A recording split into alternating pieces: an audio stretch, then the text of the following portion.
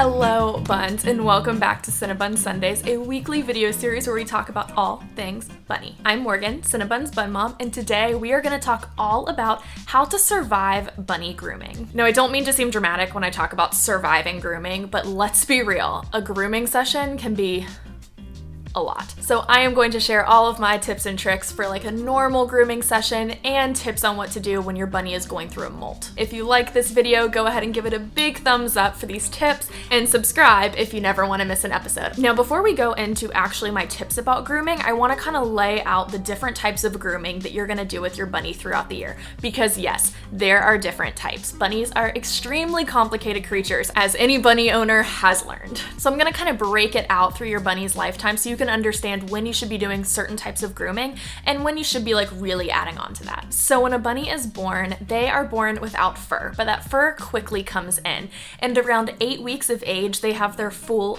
baby coat that's grown in. Now this baby coat is really, really soft, really cute, and it actually doesn't shed that much. Now, depending on when your bunny starts to age into their bunny maturity, they're gonna start to transition from their baby coat into their adult coat. Now this again can happen anywhere from 3 months of age to 6, 7, 8. It just kind of depends on your bunny and if they're a late bloomer, early bloomer, whatever. I'll insert some photos here of Cinnabun when she was going through this. Now don't confuse this with a molt. A baby bunny losing their fur, it is not really a molt. The transition happens really slowly. There's less of a big shed. Of course you need to be grooming them during this time, but it's a much slower process, much less hairy, if you will. And it kind of just happens seamlessly. You'll see that line on your bunny's fur changing, but there's gonna be like not a lot of like clumps of hair coming out. It's gonna feel like a pretty normal shed. So once your bunny reaches their adulthood, they are gonna have their full adult coat. Now this is the coat that really starts to shed. You're gonna find hair all over your clothes, all over everything. That is your typical bunny shedding. And your bunny is shedding all the time. It's not a lot, but like you're gonna be finding those hairs around your apartment. But the thing that bunny owners know all too well is a molt. Now a molt usually happens twice a year. Again, it can change bunny per bunny, but really it happens twice a year, in the spring and in the fall. That's those big seasonal transitions, and a bunny molt is when they lose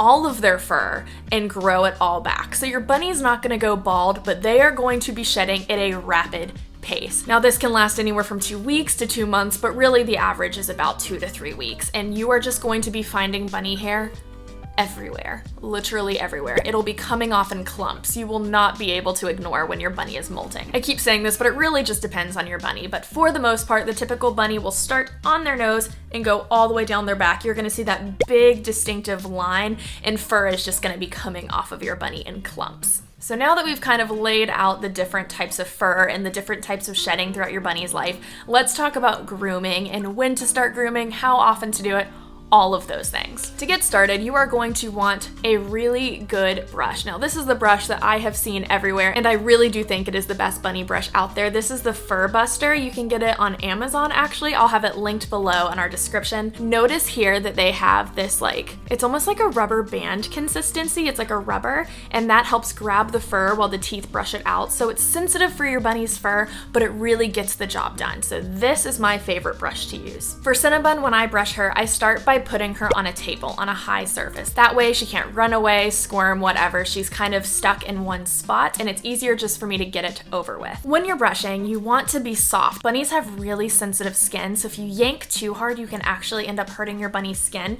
So be careful when you're brushing. Brush all the way down into the fur and letting that hair catch onto the rubber without yanking. You shouldn't be yanking fur off of your bunny. Again, if they're shedding, it's just gonna naturally come off. I like to start just on Cinnabun's back. That's where there's the most surface area. You'll brush all through their back, getting any of that fur, taking it out of the brush as you need.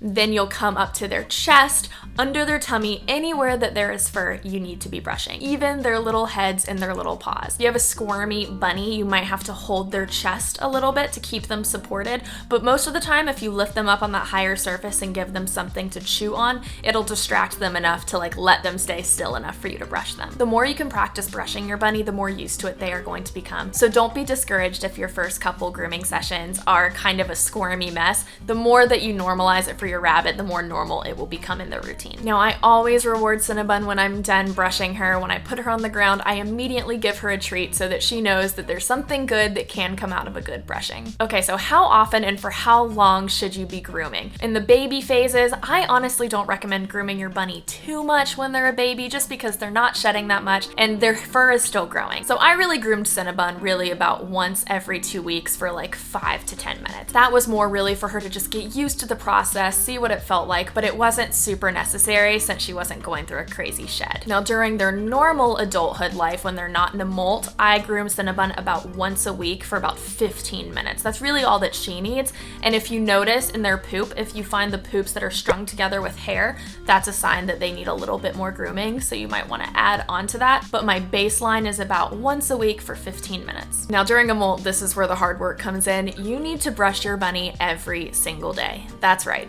Every day. There is going to be so much fur coming off of your bunny, and it can take anywhere from 10 minutes to an hour depending on how thorough you are. So I recommend just doing a 15-minute session every single day with your molting bun, and it will be over before you know it. Now that we've talked about how to groom your bunny, I want to add a few more survival tips in just to how to make the molting and shedding process go easier for your bun. So rabbits groom themselves. They lick themselves clean, which means that they're ingesting a lot of fur. Now, unlike cats who do the same thing, rabbits can't regurgitate. So any fur that goes into their body, they have to poop out. A lot of fur building up in your bunny's tummy can actually lead to gut slowdowns and potentially lead to GI stasis. So it's really important that you monitor their poop, monitor how often they're grooming themselves, and notice if you see anything irregular going on. And by irregular, I mean those poops that are strung together with fur. It can sometimes be called a string of pearls because it truly looks like poop-covered string of pearls. I know, it's very gross, I'm sorry, but if you're noticing a lot of these strings of pearls in your bunny's poop, then that's a sign that you should brush your bunny more because they're ingesting more fur than usual. It may not seem like a big deal, just a little bit of extra fur in your bunny's tummy, but that stuff can clog up very quickly. So it's really important that you do everything you can to groom them, keep that gut moving so that you don't get those slowdowns. Now, there's a few extra supplements that you can give your bunny, especially during a molting time, that helps with that gut movement, and I'm gonna share those right now. This first one, if you follow us on Instagram, you've heard us talk about before. It's called Laxatone. Now, this is actually made for cats. It's a hairball remover that removes exactly what it says, the hairballs in your animal's tummy. So it's made for cats, but it is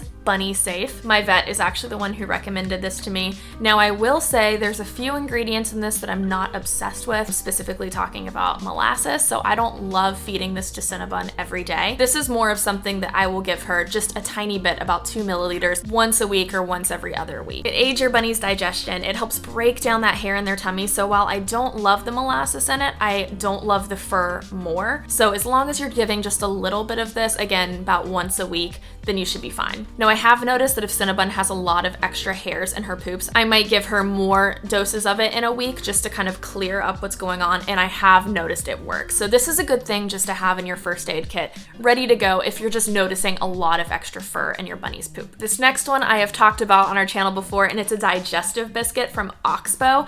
I feed these every single morning. They're much more natural ingredients going on in here, so I feel fine giving this to her daily. It has a lot of fiber in it, so it keeps her gut moving, aka keeps her pooping, and it's just a really good thing to keep whatever slowdowns could be building up moving right along. This last thing is a pretty big bag because I'm obsessed and I buy a ton. It's Timothy hay cubes. It's really exactly what it sounds like. They're just cubes of hay that you can give your bunny as extra ways to encourage hay eating. I wouldn't replace these with your normal hay just because since they're condensed, it doesn't give all of the fiber that your hay would. However, it's just an extra way, one, to let them chew. It's like a boredom breaker and she'll actually really enjoy eating it, but you're just getting more hay into their tummy. Hay is the #1 source of fiber in your bunny's diet, and again, fiber makes your bunny poop, so the more fiber and hay you can get into their tummies, the better. So I actually give Cinnabun one of these hay cubes every single day. It really is just such a good boredom breaker, and it keeps her entertained for hours, and it doesn't hurt that it really helps her tummy. Okay, so those are our tips. I hope that this was useful to you, especially since molting season is right around the corner, so we have got to be prepared. Please comment down below if any of these tips helped, or if there's anything else that you would like to add. I would love to know. Again, if you're not subscribed, go ahead and do so. We post videos every single Sunday, and I would love to have you along on our journey. So until next Sunday, we will see you next week. Bye, Buns.